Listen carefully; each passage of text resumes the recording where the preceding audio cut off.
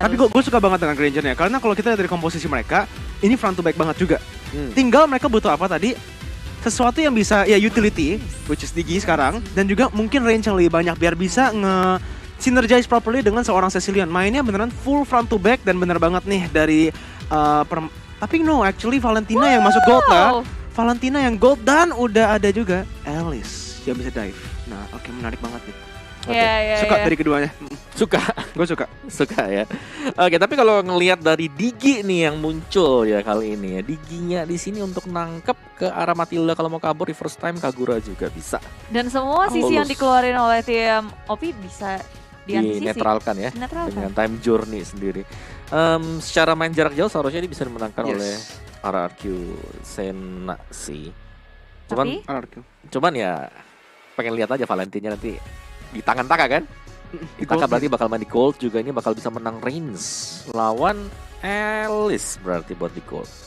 Wow, oke, 2 match bakal ketemu, dua-duanya juga jarang kelihatan sekarang. Alice yang agak hilang ya, tapi ini mulai agak-agak muncul sekarang dengan adanya glue, tapi glue-nya bukan di tim dari si RRQ Sena.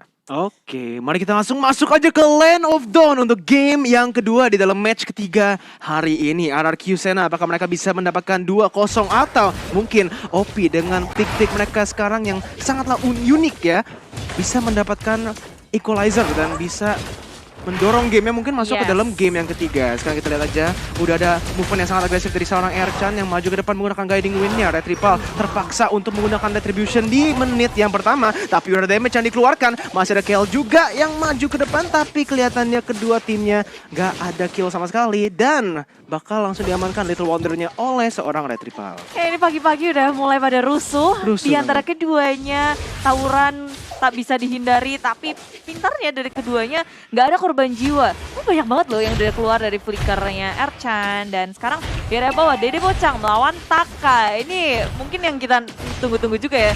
Magical damage di sisi gold lanernya di area bawah. Ada rotasi pula untuk sama-sama ngemenangin laningnya nih.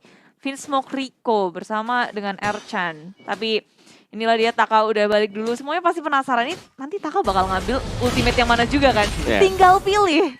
IMU-nya mau copy siapa ya? Mau ke Glue atau mau Undying Fury-nya si Aulus, atau bahkan bisa dapetin Alice punya juga. Jadi lebar banget sih untuk RRQ Sena. Mereka punya soft answer untuk pertanyaan. Eagle juga. Iya benar. Bisa sih. Benar.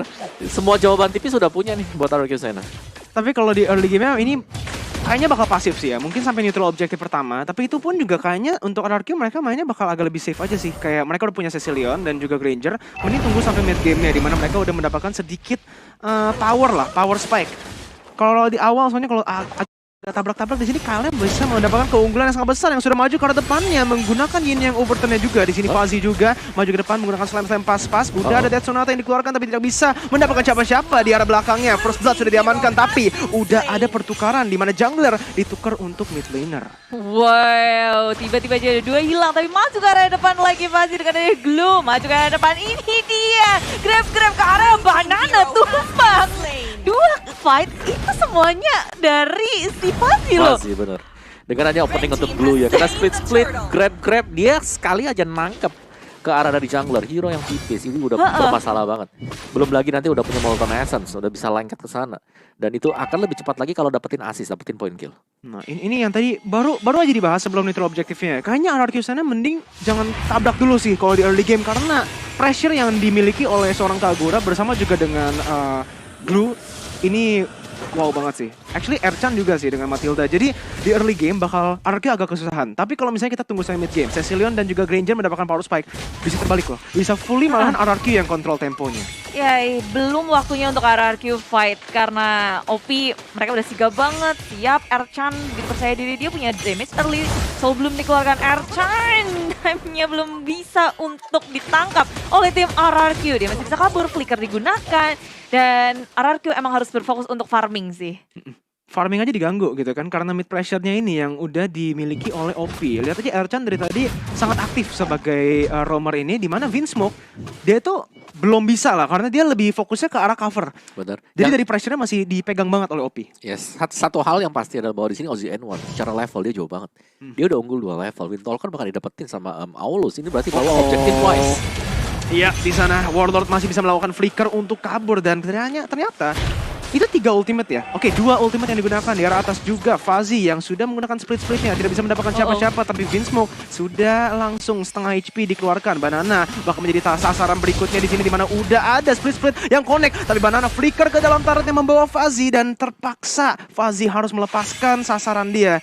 Dan ternyata cuma reset buat kedua tim. Ya, itu keputusan yang baik dari Fuzzy, nggak mau terlalu over dan posisi dari RRQ mereka udah sigap saling membackup satu sama lain. Di area tengah belum ada korban jiwa, tapi OP di menit yang keempat mereka ngelit dari segi networknya, pergerakan rotasinya maju ke area depan dengan adanya Jinjang Overturn, tapi belum bisa untuk ngeburst seorang Vinsmoke Rico. Kyle juga berarti belum mendapatkan item power spike-nya ya, jadi belum bisa one shot siapapun at this point. Iya, belum bisa one shot sama sekali ya. Dan di sini Taka yang sudah maju karena dari bocangnya berhasil untuk zoning dia, tapi itu cuma turtle, pertukarannya cuma salah turtle yang diambil OP. RRQ belum ada respon sama sekali, cuman rotasi ke arah bawahnya dan kita bakal lihat kayaknya bakal dikontes sih sama OP ini. Ya udah 3 untuk 3, semua sigap untuk melawan defense. Lawan juga ada depan gading poin, kasar red triple, tapi time juri dikeluarkan. Masuk ke area belakang, Dede Bocang memilih untuk kembali saja, tapi dia bisa kabur karena itu ada Taka mengamuk memberikan damage begitu besar. 2 tumbang untuk tim OP Esports Statement, sementara RRQ mereka kehilangan red triple aja. Bagus banget itu dari RRQ Sena, di mana mereka tuh memaksakan team fight, tapi this time itu unggul buat mereka. Karena sekarang itu kan mereka lagi dalam posisi yang kalah ya, bisa dibilang kalau dari segi goldnya dan juga objektif. Kalau mereka bisa mendapatkan trade yang imbang, itu worth it banget buat mereka. Ya, dan tadi yang dibawa itu ya, kalau kita lihat memang copy Taka sih tadi, IMU yang dipakai oleh Valencia dan berhasil untuk mengcopy Blood Oath yang dimiliki oleh si Alice. Untuk Dede Bocang sendiri, dia masih survive tadi, bahkan terlihat sangat kuat karena nggak ada jawaban lagi untuk semua efek life steal yang dimiliki oleh Taka. Whip, tapi tidak bisa sepertinya sekarang untuk bertahan lagi. Dia mau punya Blood Oath juga nggak bisa karena 3 member. Fokus ke area bottom lane-nya, nggak cuma ngedapatin 1 Taka, tapi juga 1 turret buy one get one di area bottom lane untuk OP Esports Statement. Di sini juga Banana, biasalah ini just Uranus things gitu kan, maju ke depan jadi nuisance lah buat tim musuhnya, menggunakan consecration juga. Sebenarnya nggak ada threat sama sekali dia itu, cuman di depan berdansa-dansa aja di depan musuh-musuhnya. Tapi kelihatannya di arah atasnya itu Dede Bocang bisa melakukan free farm dan tarotnya pun bisa dicang nih oleh Dede Bocang. RRQ Sena coba untuk mendapatkan sesuatu di arah atasnya, tapi udah ada flowing blood yang digunakan oleh seorang Dede Bocang yang digunakan dengan sangat-sangat tepat untuk kabur. Tapi udah ada Kyle dan Ercan yang di dalam bushnya. Belum ada Yin yang overturn yang akhirnya bakal keluar. Tapi Dede Bocang masuk ke dalam menggunakan flowing bloodnya. Dead Sonata pun harus memukul mundur seorang Dede Bocang. Dan kedua tim harus melakukan reset. Tidak ada yang overcommit di menit ke-7 kali ya, ini. Sekarat-sekarat semua tapi nggak ada eksekutor dari tim RRQ. Mereka harus lebih memperhitungkan segala resource yang dimiliki oleh tim RRQ. Dan ini sebenarnya dari OP Esports Statement, aku ngeliat di game kedua ini mereka matang banget dari segi rotasi dan gerakannya juga. Dan RRQ mereka lagi belum gerak sih kalau aku lihat. Mencoba untuk melakukan kontes di area turtle tapi lengok Fuzzy. Split Vinsmoke menjadi korban pertama. Guiding menjadi area ini belum retrieval menjadi korban yang kedua. Jackpot didapatkan oleh tim OP. Itu parah sih, ini yang kayak kita bahas ya. 2 win, jadi Bocang maju ke depan menggunakan flowing bloodnya ke arah Taka. Dan terpaksa untuk menggunakan flicker juga di arah belakangnya. Dede Bocang lagi dan lagi maju ke depan, tapi mungkin ada sedikit kesalahan. Warlord bisa mendapatkan kill. Dan itu overcommit banget gak sih? Yes, itu terlalu apa ya? Greedy? Iya, bisa dibilang greedy sih. Karena dia menganggap bahwa dia masih bisa meng-outplay lawan-lawannya berada di dalam turret sana. Dan ternyata dialah yang harus tumbang. Tidak, flickernya udah nggak ada dan nggak bisa kabur lagi. Resource skillnya udah habis. Tapi setelah dia di sisi lain, OP masih mendapatkan keunggulan yang sangat besar walaupun kehilangan Dede Bocang di area mid lane. Tadi tier keduanya diamanin juga oleh tim OP. Jadi banyak banget yang bisa mereka dapatkan dari fight tadi. Mantap sih dari kedua timnya so far, tapi mungkin ada beberapa sedikit kesalahan micro dari kedua tim ya, dimana RRQ ini susah banget buat seorang retrieval 0-3-3. Dari tadi sebenarnya positioningnya oke, fine, tapi ya dive potential, dive composition yang dimiliki oleh OP itu terlalu susah untuk seorang retrieval. Walaupun udah ada time journey, gak bisa dodge, gak bisa gimana ya, nggak bisa mundur dari skill shotnya lah. Menurutku dari Red Ripple sendiri dia terlalu terekspos sih. Oh ya? Dia terlalu ada di garis depan karena secara hero sendiri potensinya adalah dia harus bermain di garis belakang, ngelepasin Rhapsody, ngelepasin untuk Dead Sonata juga. Jadi harus lebih berhati-hati sih, harus lebih menjaga posisi juga dan membiarkan setidaknya Banana yang berada di garis depan. Jangan dia yang terlihat terlebih dahulu.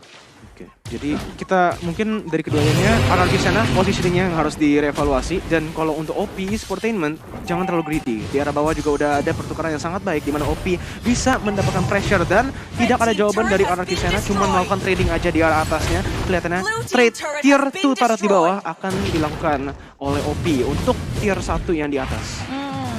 Enak banget sih buat OP mereka dapetin tier yang kedua, sedangkan RRQ dapetin yang pertama, dan mereka berada di posisi yang sangat tepat di mana Lord muncul. Ini Lord yang pertama dapetin secara gratis. RRQ merelakan Lord yang pertama, dan apakah ini kayak oke, mereka mau ngindarin fight aja, menunggu sampai timing yang pas, atau emang karena ya nggak bisa aja? Kalau menurutku dari RRQ sana ya mereka nunggu ya, karena mereka punya Sicilian. Jadi mau gak mau mereka harus bisa memaksimalkan potensi untuk Warlord nanti di late game. Dan ini masih Lord level 1 yang menurutku ya masih bisa dikasih lah. Tapi objektif wise, OP Esports di game kedua bagus banget. Bagus banget. Dari segi turtle 3 kali dia mainin. Lord langsung bersih. Dari level sih itu. Gak grogot. Lihat levelnya OZN1. Udah level 15. Wow.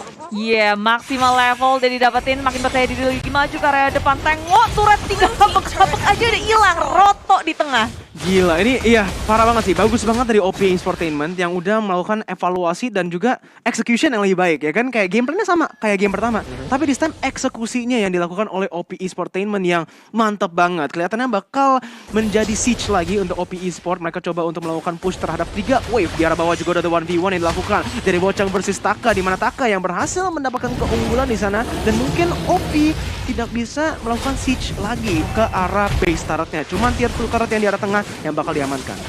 Digerogotin satu ini udah lebih dari cukup untuk tim OP. Seharusnya dengan Lord yang pertama sangat membantu mereka. Dan tim RRQ, mereka butuh waktu sampai menit berapa ini Om? 50? 20 lah ya. 20 lah. 20 apalagi 60. Hello. Tenang, ada Banana kan? Ada Banana. Jadi ada Banana di sini tugasnya adalah untuk nge-drag gamenya lebih jauh lagi. Untuk bisa masuk ke late game. Jadi dia harus bisa motong. Dia harus bisa mancing perhatian dari tim OP untuk bisa ya cari dia. Ya, sedangkan ya biarkan aja Sicilian Red Ripple atau Warlord buat nyari stack. Red Ripple mungkin untuk cari point kill atau cari item-item tambahan. Dan untuk OP ini adalah momentum untuk mereka.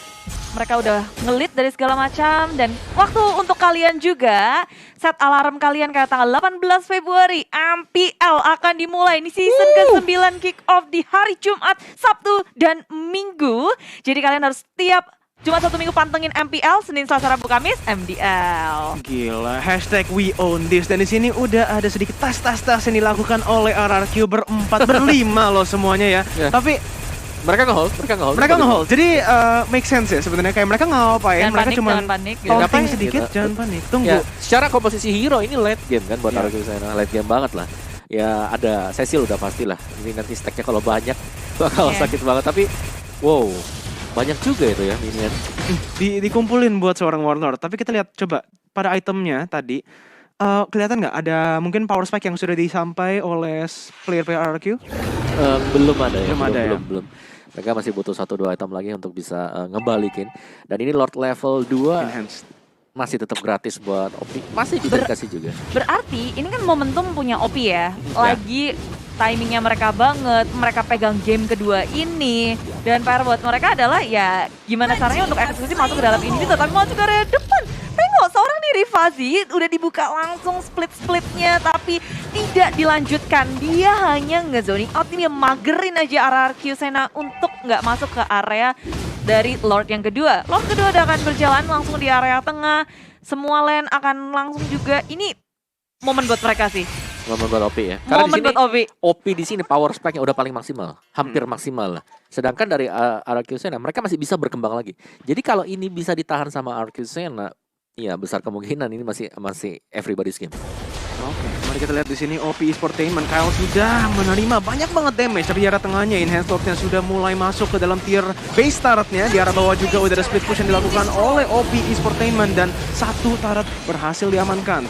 turret yang di tengah masih bisa di-defense oleh tim RRQ Senna dengan high ground defense yang sangat baik dari seorang Warlord. Tapi udah nggak ada bad pitch lagi nih dari tim RRQ. Tengah nggak akan bisa dilindungi untuk RRQ.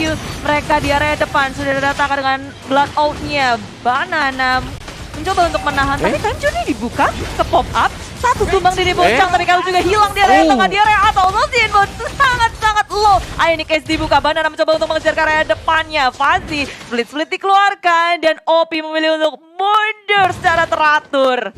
Inilah yang dibutuhkan untuk RRQ Senna untuk melakukan comeback. Walaupun dua base turret ini lumayan mahal. Tapi kalau kita lihat dari itemnya, dari shutdown yang mereka dapatkan, atau mungkin just skills bukan shutdown, apa item yang mereka bisa dapatkan? Ya, Sicilian di sini sudah punya full damage yang berarti bahwa dia tinggal butuh satu item untuk defense untuk menjaga dirinya sendiri.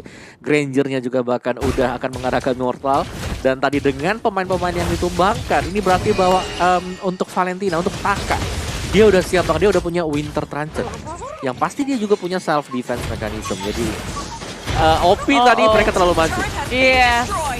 Dan ini momen untuk tim RRQ mencoba untuk mengakuisisi jungle mereka, karena dengan kehilangan dua member, OP nggak akan bisa untuk mencekek RRQ Senna lagi. Dan dari kedua player ini, Warlord dan juga Kyle. Iya, Warlord dengan kill per gamenya tinggi banget ya, nomor 1, 4,5 secara average-nya. Cukup besar itu, apalagi dia sebagai mid laner ya, dan tinggal kita nantikan aja nanti seperti apa perform dia, terutama untuk sabar-sabaran. Ini adalah permainan sabar dengan adanya Sicilian, jadi tiap kali kalian ngelihat ada Sicilian yang di draft, ini berarti apakah sabar ini pemain Siciliannya, apakah teman-temannya juga nanti bakal bisa nge-cover dia. Dan OP seharusnya mulai sadar pula kayak nggak boleh nih di drag kelamaan, nggak boleh bikin RRQ punya waktu buat farming, cari stack, dan lain-lain. Positioning harus on point lah kalau kita ngomong tentang Sicilian ya. Yang sekarang sebenarnya udah nice banget dari Warlord. 104. Kalau dibanding sama Granger ya, yang harusnya Granger yang memiliki ability kabur dia udah ditumbangkan 3 kali. Whereas Warlord yang gak ada ability kaburnya, dia harus beneran rely 100% kepada positioningnya. Sekarang 104, belum ditumbangkan sama sekali. Tapi di arah depannya masih ada Banana yang menggunakan Consecration early sebelum fightnya mulai. Masih bisa regen balik ke full HP. Dimana OP Sportainment, mereka coba untuk mendapatkan damage yang sangat besar ke arah Fuzzy-nya yang bisa menggunakan split ya. Tapi dia bakal langsung ditumbangkan begitu saja. Di arah belakangnya masih ada Ercan yang dive ke depan. Masih Dede Bocang juga Winter Truncheon yang digunakan, tapi tidak bisa, bakal langsung ditumbangkan oleh seorang Warlord. Ercan gak bisa kemana-mana, masih ada Taka yang maju juga, tapi ada backup dari seorang Kyle. Guiding Wind digunakan, tapi Banana masih mau kejar sampai ke depan dalam turretnya. Oke, akhirnya disiplin gaming, gak mau kemana-mana, gak mau terlalu overcommit, langsung mundur aja. 2 member dari OP Esportainment sudah sekarang, dan 2 member sudah di take down. Tipis banget sih tadi dari OP, 2 membernya. Ada yang lagi recall tuh tadi. Untung udah kebawa ke dalam. Deg-degan ya. Untung aja, dan aku lihat RRQ mereka memutuskan untuk mengkontes Lord yang ketiga. Itu tepat banget perhitungan mereka. Mereka udah siap dari segi item, dari segi level. Mereka sadar betul ini waktu yang tepat untuk mereka berhadapan dengan tim OP. Beda tadi, yang kedua mereka not even trying kan. Yang pertama juga ya dibiarin aja digratisin Lordnya. Dan yang ketiga, perhitungan yang sangat detail dari tim RRQ. Mereka sekarang ngedapetin Lord yang ketiga, akan maju bersama mereka. Dan bahkan perlahan tapi pasti 1-2 hero di setiap war itu sangat mempengaruhi sih. Ya, dan balik lagi tadi OP mereka udah di titik tertinggi untuk damage-nya. Dan sekarang mereka lagi fall off, sedangkan RRQ Senna lagi naik ke atas. Exactly, itulah power spike ya yang dimainkan oleh RRQ Senna ini. Dan OP Esportainment juga yang mungkin agak kebawa dari gameplaynya RRQ Senna yang tadi. Mereka sebenarnya harusnya mundur aja, tunggu reset lagi. Karena si glue-nya dengan udah menggunakan split, that's it. Split udah digunakan, dia nggak bisa survive lagi di dalam team fight. Dan RRQ Senna dengan enhanced Lord yang di sini akan coba melakukan pushing ke arah depannya, tapi masih ada Fuzzy yang melakukan defense dan juga zoning yang sangat baik. Taka bakal langsung ditumbangkan begitu saja, di mana Banana coba untuk melakukan cover, tapi di arah belakangnya Immortality dari seorang Winsmoke bakal di pop up. Warlord dengan positioning yang sangat bagus bisa mendapatkan 1, tapi Kyle ini overturn yang sangat baik berhasil mendapatkan pertukaran. Di arah depannya Winter Truncheon digunakan, tapi timing lagi dan lagi dari seorang Retrieval bersama juga dengan Warlord bisa mendapatkan kill di depan, tapi OZN1 dapetin 1 lagi. Banana harus ditumbangkan, dan ternyata 3 untuk 2 tanpa ada turret yang hancur di dalam base OP Esportainment. The power of X-nya dari OZN1 itu udah pedes banget, gak ada yang bisa nahan. Bahkan Banana yang kita tahu itu harusnya adalah Uranus, tower berjalan, turret berjalan, tembok berjalan, itu udah nggak bisa nahan juga. Dan ada Kyle juga, burst damage-nya banyak banget. Ya tapi lebih lanjut lagi, lebih ke late game sekarang ya. Kita udah bicara masuk ke menit yang ke-20. Stacknya berapa nanti sudah di tangan dari Warlord. Bahkan Warlord belum pernah terpick off satu kali pun. Jadi ini bakal perih banget untuk OP. Mereka tinggal menunggu juga. Tadi adalah momen untuk bisa nge-end. Bagi OP adalah di area dari Lord yang kedua ya. Transisi Lord yang ketiga. Tapi sekarang hampir udah tertutup nih pintunya untuk OP. Kalau mereka ingin dapetin kemenangan, sekarang mereka harus menunggu. Kalau RRQ Senna membuat kesalahan, satu pemain overextend, mereka bisa culik Warlord, mereka bisa dapetin buat kemenangan ini. Dan dari itemnya juga ini sudah full item untuk si Warlord. Athena Shield untuk last itemnya karena memang ada 4 magic damage yang dimiliki oleh OP. Jadi menurutku Athena Shield adalah item wajib, bener banget. 1, 2, 3, 4 hero dari RRQ Senna, mereka sudah memiliki Athena Shield. Lumayan banget untuk nge-reduce 25% magic damage yang bisa diberikan selama 5 detik. Dan tinggal bagaimana setup sekarang. Lord level 3, Lord yang akan sangat menentukan juga. Tapi RRQ Senna power spike mereka masih tetap akan naik ke atas. OP udah mulai jalan di tempat. Ada Dede Bocang sebenarnya. Dia masih kumpulin stack juga. Tapi lama ya kan? Beda sih ya. Beda ya.